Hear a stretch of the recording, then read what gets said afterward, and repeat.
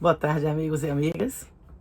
Estou de volta, cada dia mais animada, cada dia mais empolgada, e a participação de vocês é que está fazendo isso, levantando o meu astral. Vi amigos meus que começaram também a observar, a assistir aqui nosso canal. Sou muito grata. E ontem, particularmente, uma pergunta me chamou a atenção. Uma pessoa, acho que o nome dela é Liline. Perdão se eu não acertei o nome. Depois eu prometo que vou olhar e vou aprender o nome de vocês. Ela perguntou o motivo da minha aposentadoria, por que doença eu me aposentei para acidente de trabalho. Bem, é uma pergunta interessante porque, infelizmente, no nosso país, aposentar por invalidez é um calvário, né? Não bastasse o sofrimento de estar inválido por trabalho, ou por doença do trabalho, ou por invalidez por qualquer outro motivo, ainda tem que passar por um sofrimento grande, uma via crucis, para que os peritos do INSS concedam essa aposentadoria. Eu não tive esse não é nem privilégio, comigo não foi assim. Eles negaram até o último recurso. Então, não sei se vocês sabem quais são os recursos. Quando você entra em benefício, pode ser um benefício por doença, né, aquele que chama de auxílio-doença. Depois de um tempo, a legislação prevê que depois de um tempo, eu vou pesquisar direitinho que tempo é esse.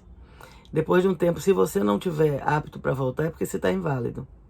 Mas isso não aconteceu comigo. Eu me afastei muitas vezes porque eu padecia muito de doenças que eu adquiri na refinaria.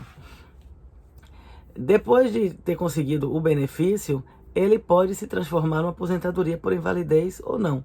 Se você ficar bem, você vai ter alta e volta ao trabalho. Se você não estiver bem, pode aposentar, pode passar por uma reabilitação profissional. Eu passei por isso também. Eu, como adoeci muito cedo, houve uma tentativa de me reabilitar em 1991. A empresa não aceitou. Então eu continuei trabalhando. Ela queria rebaixar metade do meu salário. Eu não podia. O meu pai, ele tinha tido um AVC, muito jovem, meu pai era caminhoneiro, e eu fiquei sustentando minha família com muito prazer. Eu tenho o maior orgulho de falar isso, né? Meu pai, ele não tinha outra renda, era só um caminhãozinho.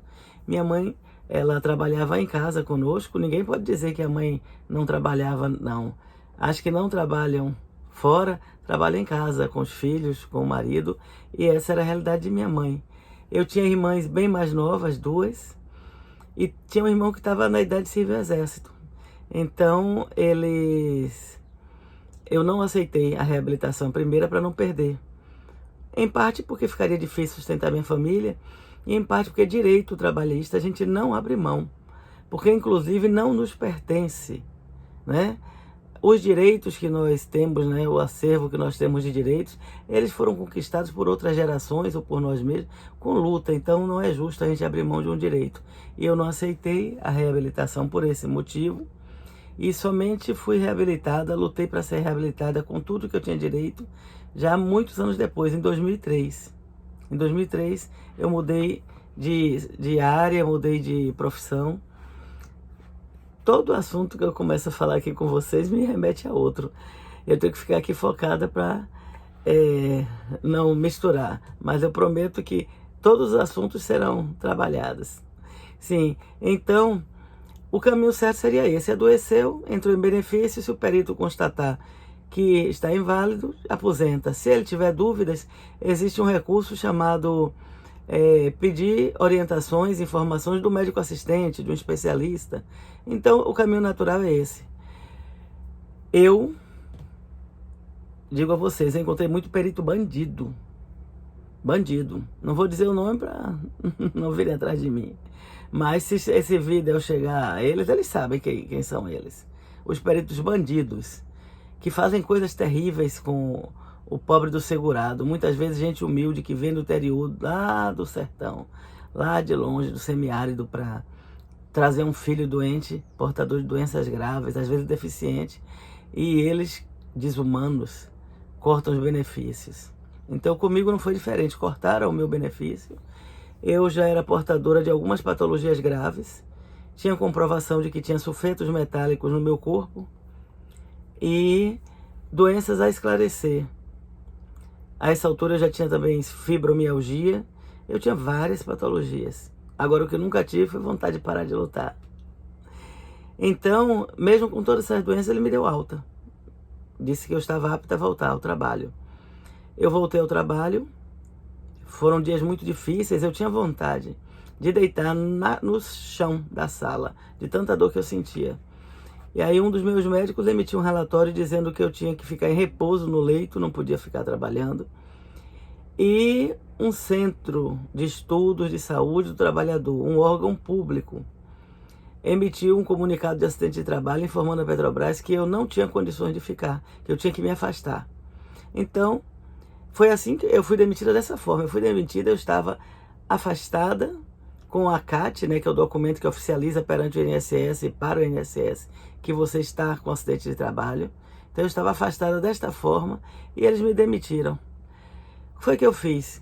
Eu tentei recorrer, você tem algumas instâncias de recurso no INSS. Eu recorri da perícia, depois eu tive, a perícia negou, depois eu passei pela quarta junta. Nossa, gente, é muito difícil passar pela quarta junta.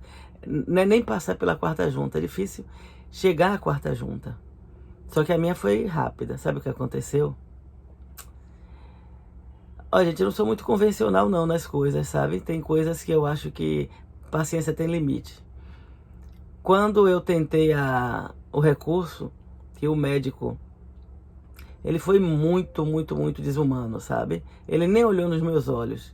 E foi perguntando, eu fui mostrando os exames, fui mostrando e conversando sobre o adoecimento. E por um momento eu até pensei que ele tivesse ficado sensível à questão e fosse me afastar. O infeliz manteve a alta e mandou que eu pegasse o resultado do lado de fora, né? Porque eles não queriam mais entregar o resultado, porque muita gente ficava chateada e com razão na hora que ele entregava o resultado. Então, quando eu peguei meu resultado, que eu vi que o cara manteve a alta, eu toda dolorida, toda estrupiada, com tantos exames caracterizando, tantos relatórios médicos, ele se achando acima de todos e me dando alta. Eu fiquei tão nervosa que eu quebrei um computador. Quebrei, e eu estava tão nervosa que a lei para mim. Eu disse, eu quero ser presa. Eu preferia ficar presa do que receber aquela alta, porque eu sabia que no ambiente de trabalho eu não ia conseguir ficar. Então, teve repercussão, saiu na imprensa, até na grande imprensa, daquela emissora que todo mundo sabe, do Plim Plim. Até ali saiu, porque eu quebrei mesmo. E disse a eles que se quisesse chamar a polícia. Lembram, se vocês já passaram pelo INSS, devem ter visto que tem uns cartazes assim, né, grandes, dizendo assim, em caso de desacato ao servidor público, pode ir preso. Oh, eu disse aos servidores, contra vocês eu não tenho nada, não vou fazer nada. Agora esse computador que eu estraçalhei aqui, eu dilapidei o patrimônio público, pode me prender. Porque eu estava nervosa, gente, muito chateada, indignada, e sabendo que voltando para a Petrobras, eles iam me demitir. E foi o que acabou acontecendo. Mas, com essa atitude que eu tive, e com aquela situação desesperadora mesmo que foi gerada, e as pessoas que estavam lá para passar por perícia, elas ficaram indignadas também. Então, com isso, a chefe dos benefícios, né, do setor de benefícios da Bahia toda, ou da Agência Salvador, não sei. Sei que ela era chefe de benefícios. Ela conseguiu marcar minha junta para 3 dias depois. Foi até... hoje em dia eu acho engraçado. Outros trabalhadores, né, pessoas que estavam lá para fazer perícia, quando viram, disseram, a quarta junta, aquela que demora 1 ano, 2 anos, até 3 anos para acontecer, vai ser depois da manhã? Eu disse, vai. Aí as pessoas disseram, eu acho que a gente vai ter que quebrar a agência também para conseguir. Infelizmente a gente vive num país que nos leva ao extremo. E algumas vezes, por isso que eu entendo algumas vezes atitudes, não de violência contra as pessoas, mas quando a pessoa toma uma atitude assim desse tipo, dessa natureza de, sabe, extravasar, contanto que não atinja outras pessoas, eu consigo entender, porque nesse dia eu fiz isso, eu quebrei o computador. O fato é que passei pela quarta junta, nossa, no dia da minha perícia na quarta junta, tinha eu acho que eram umas 5 viaturas da Polícia Federal em volta da agência. Acho que eles pensaram que eu fosse me descontrolar novamente. Mas não. Eu fui, recebi novamente, passei por uma junta com tantos médicos, eram uns 5. Nossa, cada um mais desumano do que os outros. Bota o braço pra cá, bota o braço pra lá, dói aqui, dói ali, aí lá vai pelo corpo todo. Depois eles repetem pra ver se você tá mentindo, um lugar que doeu. Eu não sei qual é a lógica deles, sei que passei quase 3 horas nessa consulta. E o que aconteceu? Mantiveram a alta porque eles não queriam desacreditar, né, o médico que tinha, o perito que tinha dado a alta anterior. Enfim, tudo farinha do mesmo saco. Não digo para você que são todos, mas a absoluta maioria, quase totalidade, dos peritos do INSS deveriam olhar de maneira mais humana para as pessoas. Eles são nossos funcionários, recebem através do nosso dinheiro, né? Nós pagamos para aquele serviço ali. Eu, durante todo o tempo que eu trabalhei, eu paguei. E eles são muito, digamos... Eu fico buscando palavras, viu, gente? Porque eu não sou de minhas palavras, não, mas aqui é um canal público. Digamos que vou continuar com esse termo, desumanos. Então, o que aconteceu? Aí vem a resposta de como foi que eu me aposentei. Meu advogado entrou na justiça, como a suspeita era de acidente de trabalho, entrou na justiça comum e não na trabalhista. Na justiça comum, na vara de acidente de trabalho.